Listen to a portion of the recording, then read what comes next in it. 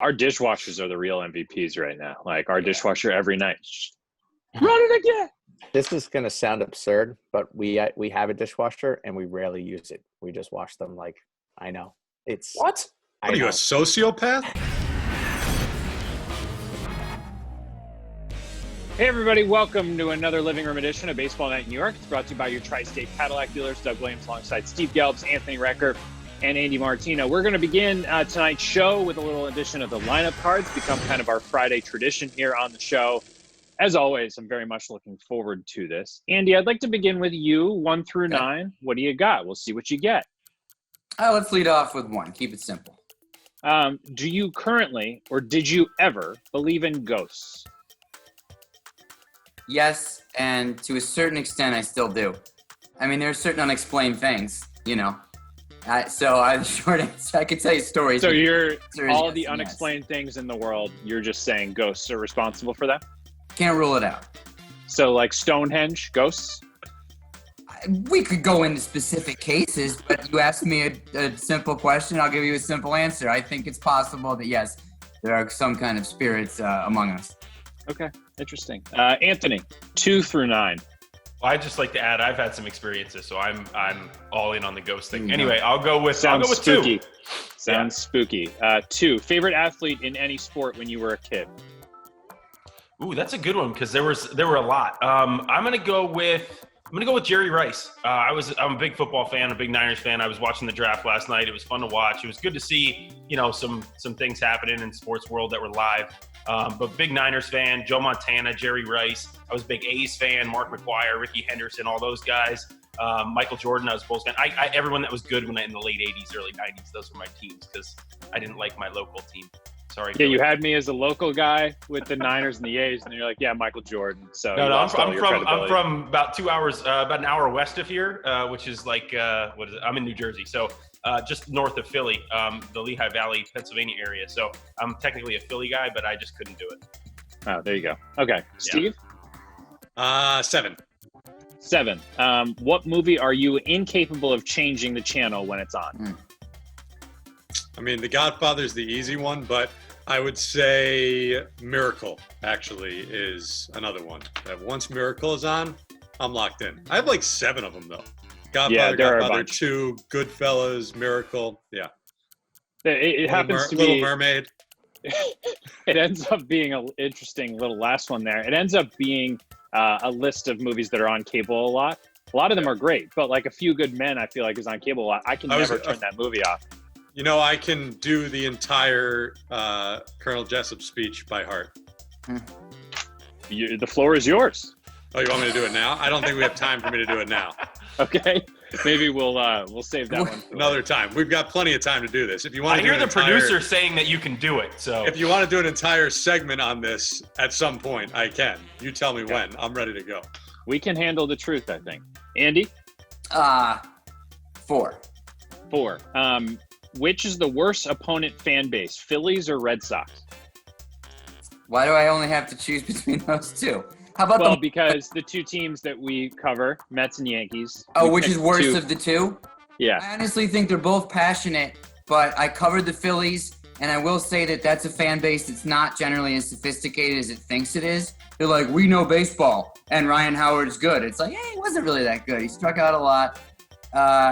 They didn't understand, for example, what they had in Jimmy Rollins. That he got booed at different times. So I think, and I would write articles for the Philadelphia Inquirer that had some decent analysis in it, and the commenters would be like, you're wrong. So, Philly's not as smart as they think. I had a Governor Christie would agree. Yeah, that's true. I had a feeling that if you got this question, you were going to say, I wrote for the Philadelphia Inquirer, and I would get some sort of information about your experience with Philly fans, and boy, did we get that. Love it. Anthony, You really seem to enjoy that answer. I grew up around Philly fans, so that made me really, really happy to hear all that. Yes, yeah. I mean, I couldn't stand any of them, but that was just me growing up with it. And Boston, by the way, first place I ever got cursed at. It was only my second game, but first place I ever got cursed out, and I didn't even do anything yet. Didn't take long. Okay, Anthony, what do you got? I'll go with 3. Do you like yourself more or less than you did at the beginning of this work from home period? I have to be honest. I came up with that question. You know what? And that's a terrible question for one reason, because I'm gonna have to say I feel worse about myself. I feel like I have all this time. Answer. I have all this time to do things and to get things done, but I've got kids, I've got other things to do, and I can never get what needs to get done. It's amazing. I have all this time to do so many things, and somehow the day goes by, and I look back and I'm going, what did I do? I feel like I didn't do anything. It's terrible. Yes, Andy? Yeah, I just want to add one word for home details. My cat just bit me in the hand when Anthony was talking. It was terrible. Okay. It doesn't necessarily fit in this question, but it does go in the work from home category. This is walking. Wow. That's why you don't have cats. Take that, Haji. This is walking. Haji fame. Okay, Steve. 9?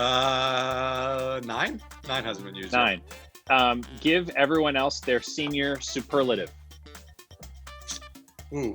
That's tough. Senior, that's really tough. Everyone else, including you, Doug? I guess, yes. I was honestly going to give Mr. Recker the best looking one, right? Isn't that one?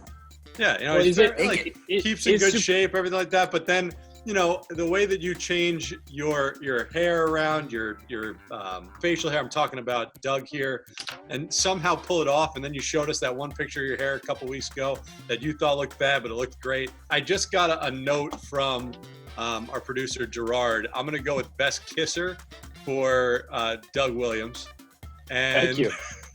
Thank you. I don't know how there's a lot of questions, but anyway, I don't think that was in my yearbook. And what's one most likely to succeed? I could give Mr. Martino most likely to succeed, just because I really can't think of another superlative, and he's been successful. So why am I the only one not in the conversation for best looking, even in the discussion? I mean, it's a visual medium. I don't think I can answer that. Look at Okay. It's not against you, Martino. Just look at these. Just look at these two. I understand. Yeah. Andy? Geez, I lost track of the numbers. What's available? 5, 6, 8. Give you what? 6. 6. After deGrom and Cole, who's the third best starting pitcher in New York in 2020? That's a good question. So you couldn't have Severino. Boy, these a lot of pitchers, a lot of good pitchers are hurt. Paxton. Yeah. Be back. I shouldn't have taken me that long. Actually, I just blanked on his name. Paxton's almost ace level. Well, he's going to start the season on the injured list, but not so much anymore necessarily. Right, now you may not. So that's what makes him kind of an obvious answer, but he wouldn't have been if the season was started on time. All right, Anthony, you got 5 and 8. 5, please. 5. Would you rather shave your head every day for a year or not cut your hair once for a year? I'd rather not cut my hair. I don't even want to see what this looks like without hair on it. And it's nothing to do with how I would look physically. I think I just have a really bad, you gotta have the right shape of head for that. And I think I got like a lump in the back. I just wouldn't be good. I need the hair. I need it. I can't not have it. His head's like the aggro crag. Steve, keep one or trade one. Another Yankee beat question for you. Keep one or trade one, Miguel Andujar and Clint Frazier. What does that mean? What do you mean keep one or trade one? It means you have to trade one and you have to keep one. Oh, so say it again, Clint Frazier and Andujar? Yeah. Trade Clint Frazier, keep Andujar. Yeah, I think I'm not going to give you an explanation. We have quick. I think that's pretty obvious. No, I love that you bought the time to think of the answer. Yeah. I didn't understand what the question. Yeah. Steve's doing the math. He's like, I think we have about 40 seconds left in this segment. If I stall and ask what the question was again, I won't need to give an explanation for my thinking. Do you tell Recker and Martino what are the 8 non-Yankee questions that I'm assured to get every email every day before we do this that says non-Yankee questions, Yankee questions. Yeah. Oh man, it's good every time. The lineup card, gentlemen, well done as always. So if you're watching this on SNY's Twitter account, you'll have to tune in at 11 o'clock on television to watch the rest of the show. And if you're watching on television, we'll see you after a short break.